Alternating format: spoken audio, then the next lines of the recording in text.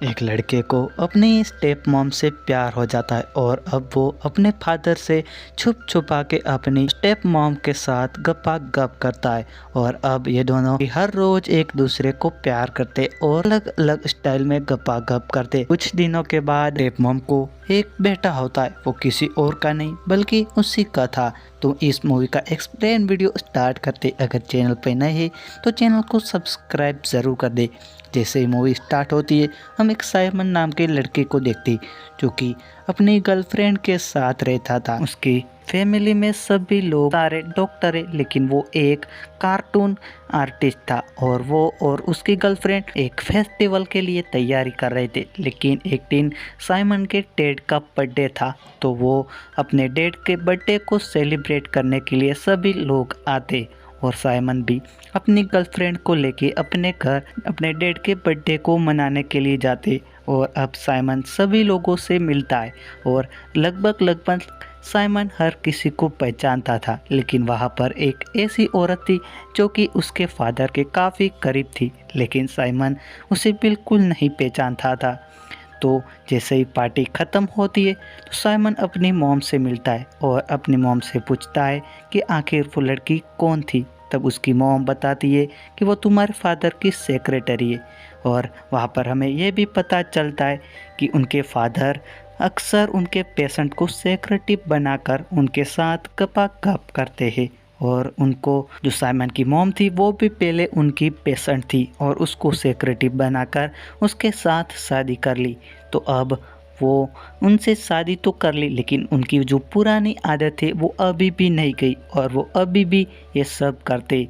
इन सब से उनके घर वालों को तो कोई दिक्कत नहीं थी, लेकिन कहीं ना कहीं साइमन की मॉम ये सब देखकर कहीं ना कहीं दुखी रहती थी। तो एक दिन साइमन की मॉम साइमन को बताती है कि तुम्हारे फादर एक लंबे वेकेशन पे जाने वाले हैं, उनकी सेक्रेटरी को लेके जाएंगे तो हो सकता है वो उनके साथ शादी कर ले और मुझे डिवोर्स दे दे।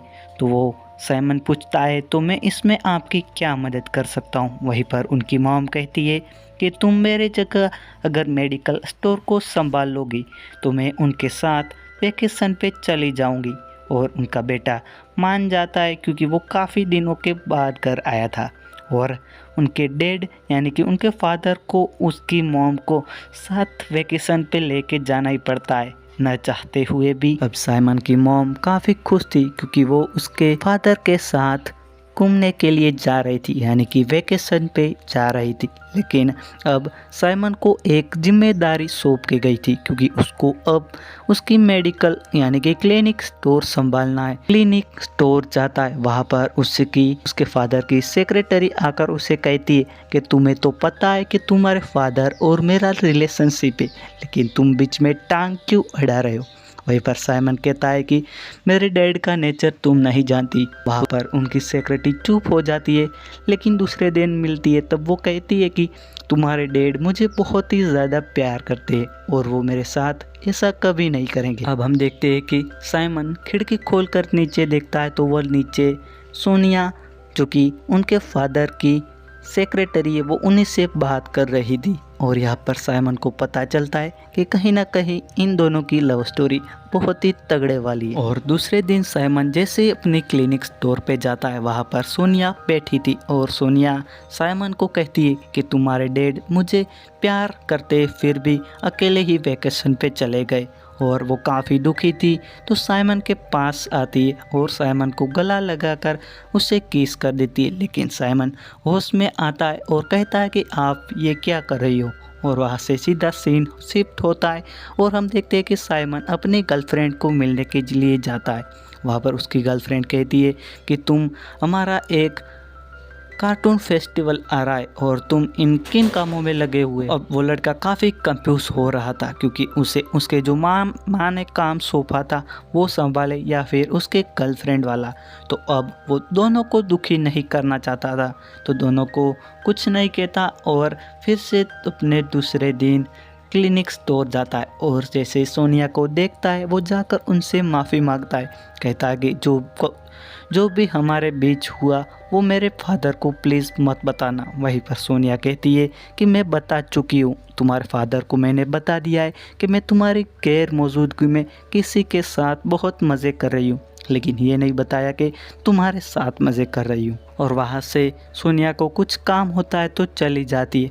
वहाँ पर साइमन उसके बारे में कुछ जानना चाहता था तो वहाँ से कुछ सोनिया की फाइल निकालता है और उनको देखने लगता है, लेकिन जैसे वो देख रहा था पीछे से सोनिया आ जाती है और साइमन को कहते कि ये किसी के पीठ के पीछे उनकी प्राइवेट चीज़ों को देखना कानूनी जुर्म है और मैं चाहती तो तुम्हारे खिलाफ केस भी कर सकती हूँ। लेकिन अब साइमन सोनिया के पास जाता है और अब दोनों फिर से किस करने लगते हैं और अब साइमन भी अपने आप पर कंट्रोल नहीं कर पाता और वो भी उसे बेधड़ाम किस किए जा रहा था। लेकिन अब सोनिया काफ़ी गर्म हो चुकी थी तो सोनिया उसे कहती है यहाँ नहीं, हम नीचे चल के अपना काम करते, यहाँ पर कोई हमें देख लेगा।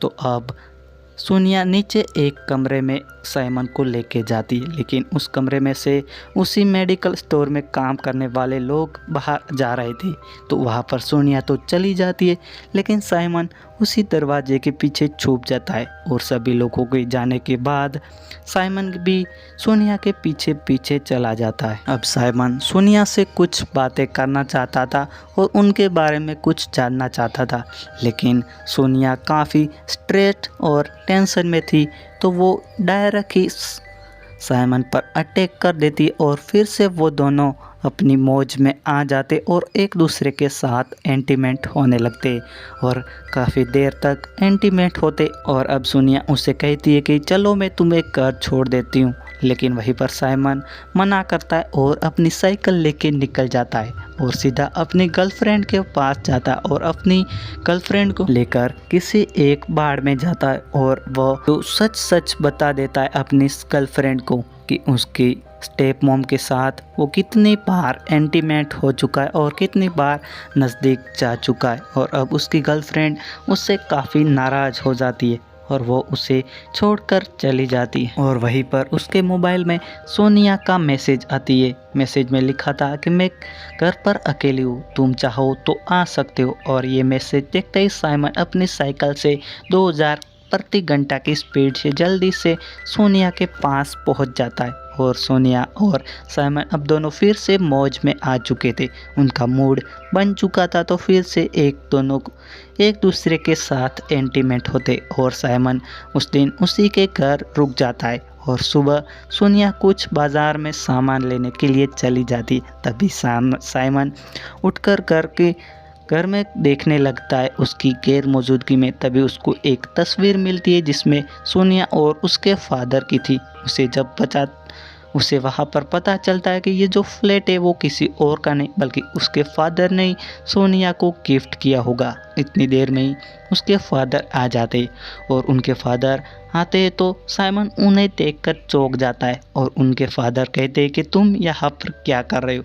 वहीं पर साइमन उल्टा उन्हीं को कहते हैं कि मैं ठीक छोड़ो, लेकिन तुम यहाँ पर क्या कर रहे हो। उनके फादर कहते हैं कि ये मेरा फ्लैट है और मैं अपनी किताब लेने के लिए आया था। और उसके फादर उसे ये भी बताते कि तुम जैसा सोच रहे हो वैसा नहीं है। दरअसल सोनिया उनकी सेक्रेटरी है और वो उनसे एक बच्चा चाहती है, लेकिन वो उनकी जो ख्वाहिश पूरी नहीं कर सकते तो वो अपने फ्रेंड समझकर उनको रहने के लिए ये घर दे दिया है। वहीं पर सोनिया आ जाती है और उनके फादर यानी कि साइमन को फादर को जलाने के लिए जल्दी से साइमन के पास आ जाती है और साइमन को एक किस कर देती है। तभी साइमन के फादर कहते हैं कि तुम दोनों को ऐसा देखकर मुझे कोई प्रॉब्लम नहीं है, लेकिन तुम एक बार अपनी मॉम्स की परमिशन ले लेना, उनसे पूछ लेना।